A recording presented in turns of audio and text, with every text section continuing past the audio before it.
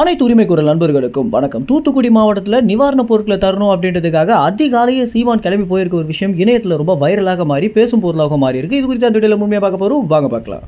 பொதுவாகவே ஆட்சியில் இருக்கக்கூடிய தலைவனாக இருந்தாலும் சரி, ஒரு கட்சி தலைவனாக இருந்தாலும் சரி, பாதிக்கப்பட்ட மக்களுக்கு நிவாரணப் பொருட்கள் தர்றதுக்கு அவங்க விருப்பப்படுற நேரத்தில் போய் மட்டும் தான் நம்ம பார்த்திருப்போம். அப்படி இல்லை அப்படின்னா அவங்க கட்சியோட நிர்வாகிகளை அனுப்பி அந்த நிவாரணப் பொருட்களை மக்களுக்கு கொடுக்கணும் அப்படின்னு உத்தரவிட்டு பார்த்திருப்போம். முதல் தடவையாக களத்தில் இறங்கி வேலை செய்யற ஒரு தலைவனை நம்மளால பார்க்க முடியுது. தூத்துக்குடியில் இருக்கக்கூடிய மக்களோட வாழ்க்கை இன்னமும் இயல்பு நிலைக்கு திரும்பல அப்படின்னு நம்ம எல்லோருமே நாள்தோறும் காணொலிகளை பார்த்துட்டு தான் வந்துட்டு இருப்போம். இன்னமும் பாத்தீங்கன்னா நாம் தமிழ் கட்சியிலிருந்து நிவாரணப் பொருட்கள் கொடுத்துட்டு தான் வந்துட்டு இருக்காங்க. இந்த ஒரு வாட்டி சீமானவர்கள் பாத்தீங்கன்னா தூத்துக்குடி மாவட்டத்தில் நிறைய மக்களுக்கு தரணும் அப்படின்னும் நிறைய பகுதியில் இருக்கக்கூடிய மக்களுக்கு நிவாரணப் பொருட்கள் தர வேண்டிய வேலை இருக்கு அப்படின்ற காரணத்தினால அதிகாலை 4 மணிக்கே பாத்தீங்கன்னா கிளம்பி அந்த மாவட்டத்துக்கு போயிருக்காங்க. இந்த ஒரு விஷயம் அப்படின்றது வீடியோவாக வெளியாகி இணையத்துல ரொம்பவே வைரலாகவும் மாறி இருக்கு.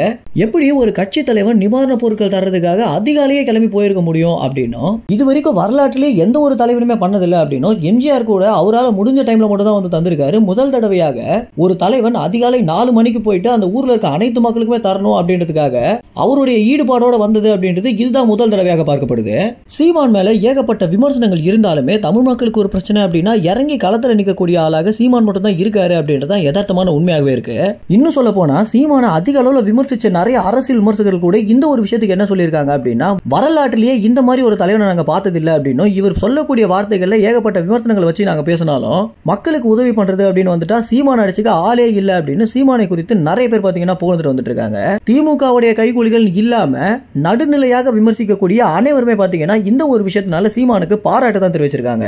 மேலும் தமிழ்நாட்டில் இருக்கக்கூடிய முன்னணி பத்திரிகையாளர்களான சவுக்கு சங்கர், ரவீந்திரன் துரைசாமி, பாண்டே, தராசு ஷாம் இது போன்ற நபர்கள் என்ன சொல்றாங்க அப்படின்னா, வெறும் திமுக கட்சி பண்ற தவறுனால மட்டும் சீமானுடைய வளர்ச்சி அசுரத்தனமாக இல்லை அப்படின்னும், நாள்தோறும் அவர் மக்களுக்காக இறங்கி போராடுறதும் ஒவ்வொரு நிகழ்வுகளையும் தன்னை முதன்மையாக காட்டிக் கொள்றதும் தான் ஒரு அசுரத்தனமாக வளர வைக்குது அப்படின்னும், வெறும் ஸ்டாலின் பண்ற தவறுனால சீமானுடைய வளர்ச்சி இல்ல, சீமானுடைய உழைப்பினால மட்டும் தான் அவருடைய வளர்ச்சி இருக்கு அப்படின்றத மூத்த பத்திரிகையாளர்கள் சொல்லக்கூடிய தகவலாக இருக்கு.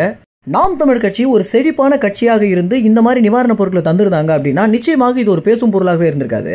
ஆனா பொருளாதாரத்துல ரொம்பவே பின்தங்கிய கட்சியாக இருக்கக்கூடிய நாம் தமிழ் கட்சி அவங்களுடைய சொந்த காசை போட்டோம், அதற்கு பிறகு அவங்களாகவே ஒரு ஈடுபாடோட எல்லா பகுதியில் இருக்கக்கூடிய மக்களுக்கு பொருளை தரணும், அது மட்டும் இல்லாம அவங்களுக்கு தரமான பொருட்களை தான் தரணும் அப்படின்ற அவங்களுடைய முடிவு மட்டும் தான் பாத்தீங்கன்னா இந்த அளவுக்கு அவங்களை ஒரு பெரிய வளர்ச்சி பாதையில கொண்டு போயிட்டு இருக்கு. உண்மையிலேயே 24 தேர்தலிலேயே ஒரு பெரிய மாற்றத்தை தமிழ்நாடு சந்திக்க போகுது அப்படின்றதுல எந்தவித மாற்று கருத்துமே இல்லை. மேலும் இந்த தகவல் குறித்து என்ன நினைக்கிறீங்க அப்படின்றது உங்க கமெண்ட்ஸ் தெரிவிங்க. நன்றி, வணக்கம்.